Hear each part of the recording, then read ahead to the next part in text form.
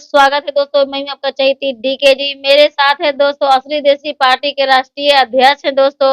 और ये एसडी देव गौड़ा जो प्रधानमंत्री थे उनके ट्रांसलेटर भी रह चुके हैं दोस्तों। और खास जो बात हो गए ये लालू यादव के करीबी भी माने जाते हैं दोस्तों। इनसे हम बात करते हैं कि थोड़ा सा इनका ये जो बात है ये सरकार तक आप पहुंचाएं कि ओवर एज वाले जो बीपीएससी जो है जो एज में ओवर एज के कारण बीपीएससी टीआरई 3.0 फेज 3 में वो भर नहीं पाए, उस पर आप क्या कहना चाहेंगे? क्या उचित है आपका? और स्टेट अपियरिंग वालों को भी बताइए कि अभी एग्जाम नहीं हुआ है लेकिन फिर भी ये साल में 1 2 3 6 महीना के अंदर फेज 1 2 3 लेने का क्या औचित्य बनता है, इस पर प्रकाश डालें। देखिए, आपके सवालों के जवाब में ये कहा जाए तो सरासर सरकार दोषी है।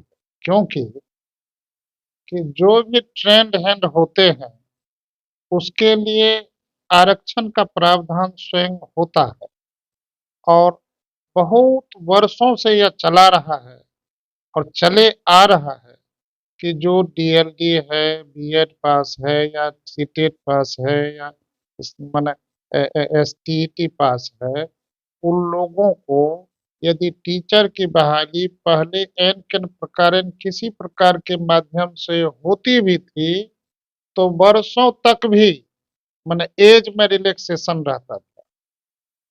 और फिर बीपीएससी के द्वारा ट्री 1 में ट्री 2 की भी परीक्षा हुई, उसमें तो कम से कम एज का रिलैक्सेशन हुआ।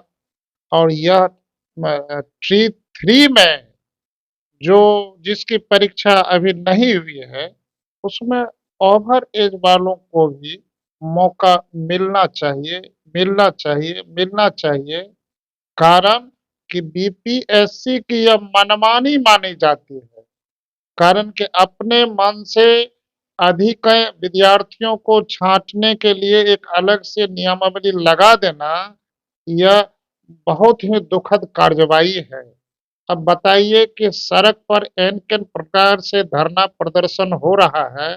सबसे पहले तो बेहद जरूरी है जिसका ओवर एज हो गया है। अरे देख नहीं रहे हैं, अरे वो अभी तो टीईटी पास है, बीएड पास है या सीटेट पास है या कोई ना कोई ट्रेंड हैंड है। अरे सरकार का दिमाग खराब है। देख नहीं रहे हैं कि जो ट्रेंड हैंड होते हैं उसको वर्षों तक एज का रिलैक्सेशन रहता है।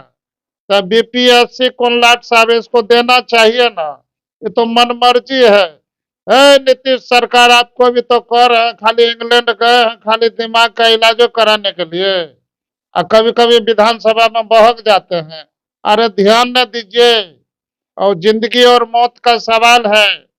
और सरकार के आदेश अनुसार बहुतों प्रकार का ट्रेंड है, जो टीचर हैं जो बनने वाले हैं, चाहे वो बीएड हो, स्टेट टीचर हो या जो भी ट्रेंड है हो, उनका उनको अपने बाल बच्चे और भरण पोषण करने के लिए, जीविकोपार्जन करने के लिए एक भरोसा करके भी वो ट्रेंड हैंड हुए थे ना। सर उनको कहना है कि पास होना या फेल होना अलग मैटर है, कम से कम हमको फार्म में बैठने का तो मौका दीजिए। वो मौका छीन रहे हैं। अब पोर्टल भी मतलब कि बंद हो गया है, वो खुलवाने के लिए कह रहे हैं। और वैसे देखिए कि ये एग्जाम भी मतलब कि नजदीक आ गया है इसका। देखिए, एग्जामिनेशन हो नहीं हो लेकिन ट्री 3 में, बीपीएससी के ट्री 3 में ओवर एज वालों को भी मौका देना जरूरी है। यह ओवर एज वालों के हित में बहुत ही मजबूरी है। सरकार अपने मन से हताश तरीके से बीपीएससी का नया नियम लागू कर दिए हैं, यह भरोसा के लायक नहीं है। देखिए, बहुत लोग आशा और उम्मीद करके यह अभी तक आशा लगाए बैठे हैं कि हम लोगों को मौका दिया जाएगा। पोर्टल खुलेगा, अभी परीक्षा नहीं हुई है, परीक्षा तो 16 तारीख को होने वाली थी, 15 16 2 दिन। वह भी स्थगित कर दिया गया है। हम तो सरकार से अनुरोध करते हैं आपके चैनल के माध्यम से, बीपीएससी के अध्यक्ष के साथ साथ आरे बिहार के नीतीश सरकार जो मुख्यमंत्री है, उप मुख्यमंत्री हैं, सभी से अनुरोध करते हैं कि अरे ओवर एज वालों को भी मौका मिलना चाहिए बीपीएससी के फॉर्म भरने में। अरे फेल करे या पास करे, या तो उसके किस्मत में लिखे होगा, सरकार पर ब्लेम नहीं ना होगा। लेकिन उनके प्रतिभा का इस्तेमाल तो करने की अनुमति मिलनी चाहिए। कारण कि देखिए, इतिहास गवाह है या देश का कोना कोना जानता है कि कोई भी किसी प्रकार का यदि ट्रेंड हैंड है, यदि टीचर के लिए किसी प्रकार का ट्रेंड हैंड किया है या प्रशिक्षण लिए हैं, तो उनको बहुतों प्रकार से एज में रिलैक्सेशन उस विभाग में दिया जाता है।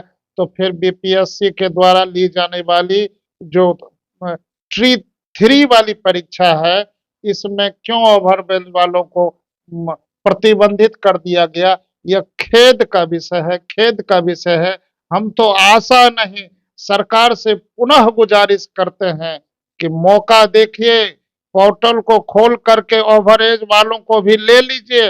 अब परीक्षा में यदि पास नहीं करेंगे तो उसकी किस्मत जो होना होगा हो सकेगी, लेकिन मौका आगे में चुनाव को मद्देनजर रखते हुए भी आपके लिए कारण बन सकता है।